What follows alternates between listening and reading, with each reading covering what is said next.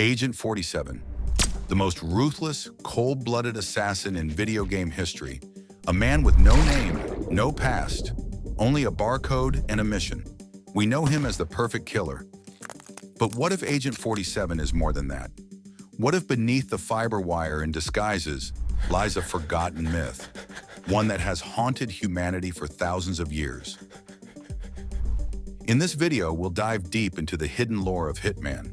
Through the lens of Freud, Nietzsche, and ancient tragedy, we'll uncover the symbolic truth of Agent 47 and how he might be the one who solves the myth we've never escaped.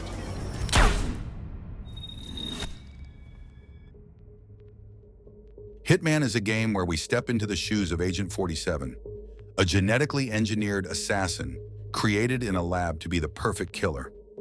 Working for the International Contract Agency, he carries out contracts from all over the world, eliminating high-profile targets with surgical precision.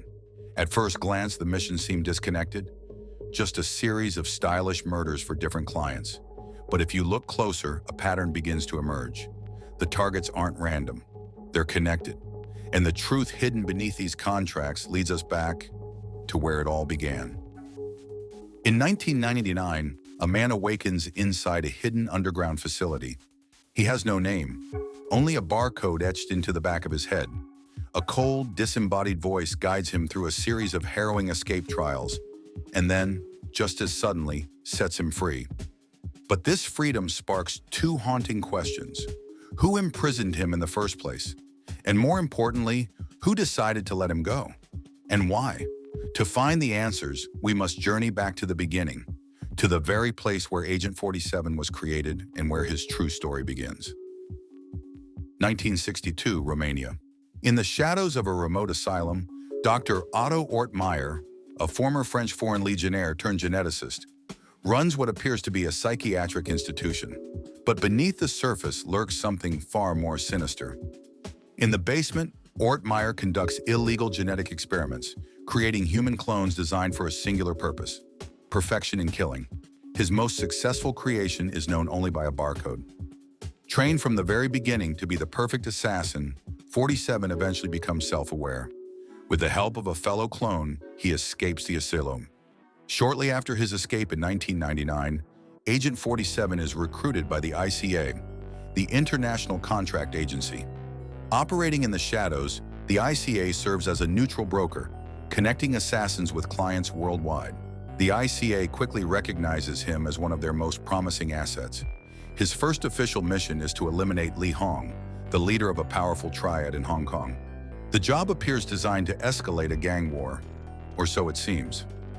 Next, 47 is sent to Colombia, tasked with taking out Pablo Belisario Ochoa, a reclusive drug lord whose client remains anonymous. Then comes Budapest, where his target is Franz Fuchs, a would-be criminal planning to bomb a hotel hosting a World Peace Summit. Once again, 47 completes the mission with surgical precision. Finally, he is sent to Rotterdam to eliminate Arkadij Boris Yegorov, a Russian arms dealer hiding aboard a ship in the harbor. But something feels off. The ICA itself begins to notice a pattern. All four contracts, despite being scattered across the globe, were ordered by a single client. This is highly irregular, against ICA protocol, and dangerously suspicious. They accept one last contract, Dr. Otto Wolfgang Kovac, a scientist working in a Romanian hospital. But this hit is unlike the others. When 47 confronts Kovac, memories begin to resurface. Flashbacks of being strapped to a table, injections, and a commanding voice. Kovac pleads, blaming Dr. Ort-Meyer for everything, but it is too late.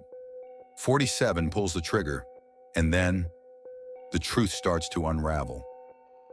With the help of Agent Smith, a clumsy yet surprisingly crucial CIA operative, 47 descends into the basement of the asylum, the very same place he once escaped, the place where he was born. And waiting for him, there is the voice that once set him free, Dr. Otto Ort-Meyer. If you haven't figured it out yet, every single contract Agent 47 undertook in his first journey was ordered by one man, Dr. Otto Ort-Meyer. But that's not the real twist. We all know Agent 47 was created through genetic engineering. What most players don't realize is this: he wasn't made from one man's DNA, He was made from five: Li Hong, Pablo Ochoa, Franz Fuchs, Arkady Jagerov, and Ort-Meyer himself. Five fathers, five fragments of DNA, one perfect weapon. Ort-Meyer didn't just create Agent 47. He orchestrated his entire awakening. He helped him escape. He gave him freedom, only to unknowingly point him toward his genetic ancestors. Why? Because his partners, the other fathers, wanted to use 47 as a weapon. Ort-Meyer wanted something greater, so he set a plan in motion. Engineer a series of contracts to eliminate the other donors, erase the trail, and test 47's loyalty in the process. But even Ort-Meyer feared what he had created. In secret, he began developing the Series 48, newer, faster, more obedient clones designed to replace 47. And when 47 returned to the Asylum, Ort-Meyer sprung his final trap. He unleashed the 48s, hoping to bury his greatest creation beneath his successors. But 47 survived, killed them all. And then, in a final confrontation, one that feels more like ancient tragedy than modern revenge, Agent 47 kills his creator, his fifth and final father. This is where the Five Fathers saga ends. But as the final body falls and Ort-Meyer lies dead, the story shifts, from genetic engineering to something far more ancient. In killing the men who made him, Agent 47 unknowingly stepped into the role of a mythic figure we've never stopped retelling. Oedipus, the tragic king of Thebes, was fated from birth to murder his father and marry his mother, a prophecy he tried desperately to escape, only to fulfill it unknowingly. When the truth was revealed, he gouged out his own eyes, not in guilt, but in defiance, to reclaim control over a life that had never truly been his. And now, in the shadows of the Asylum, another son fulfills his prophecy. Now look at Agent 47. He too is a figure born of prophecy, not from gods or oracles, but from the cold, clinical realm of science and genetic manipulation. He is not born of a mother, but created from the DNA of five fathers, forged not for love or family, but for death and assassination.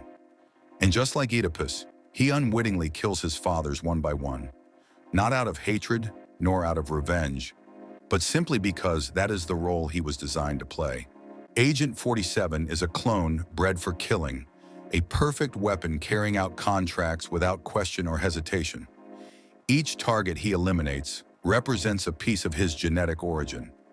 In killing them, he is destroying fragments of himself, pieces of his past, and the roots of his existence. He is a modern Oedipus, driven not by a prophetic oracle, but by a handler's commands, blindly following a fate imposed upon him. But then the curse shifts. Unlike Oedipus, who learned the truth only at the end, Agent 47 survives long enough to uncover the full picture before the final act of his story. When he returns to the Asylum, descends into its dark basement, and confronts the voice that once controlled his life, Dr. Otto Ort-Meyer, he understands fully who created him and what he truly is. And in that moment, everything changes. He no longer kills because he's programmed to do so, or because it's just another contract. This time he kills because he chooses to break the cycle and reclaim his destiny. He doesn't simply eliminate his creator, he takes back his fate. In that final act, Agent 47 transcends what his five fathers ever imagined. He stops being a clone, a tool, a weapon. He becomes a man with will, with consciousness, and with freedom. He doesn't shout or explain himself. He simply walks away in silence, stepping into retirement. Because the curse has been broken, the ancient myth has been rewritten, and for the first time in his life, Agent 47 is no one else's creation. He is his own. They say Nietzsche proclaimed, "God is dead," a declaration not of divine demise, but of the collapse of absolute meaning, order, and authority in the modern world. In that void, humanity is left to forge its path, to create meaning where none is given. Agent 47 stands as a stark embodiment of this truth. Created in a lab, stripped of history and identity, he begins as a tool designed by others, bound by programming and the weight of his creator's legacies. Yet unlike a puppet dancing to a master's tune, 47 breaks free from the illusion of control imposed upon him.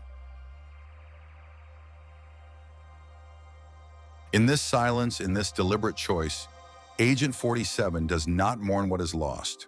He embraces what is gained, the power to define himself beyond the myths, codes, and constraints that once ruled him. After reclaiming his fate and killing his final father, Agent 47 retires, at least for a moment. He finds in Vittorio a calm and caring figure, a kind of father unlike any he has known before, one who offers peace, stability, and perhaps even hope. Yet despite this rare connection, the nature of 47 does not change. The curse, the endless cycle of violence and death, is not so easily escaped. It reawakens within him again and again, pulling him back into the cold shadow of his former life. And so he returns to the ice, not as a prisoner of fate, but as a reluctant guardian of his absurd existence. His endless missions and violent struggles become a modern echo of Sisyphus, eternally pushing his burden up the mountain. But unlike tragedy's despair, 47's conscious choice to embrace this cycle reflects Camus' defiant call to find meaning in the absurd. In this way, Agent 47 is not only a modern Oedipus, killing fathers and challenging fate, but also a Sisyphus figure, an agent of absurdity who confronts his eternal punishment with purposeful action. Sisyphus is the answer to Oedipus, the ultimate resolution to an ancient problem, that freedom and meaning arise not from escaping fate, but from embracing it fully on one's terms.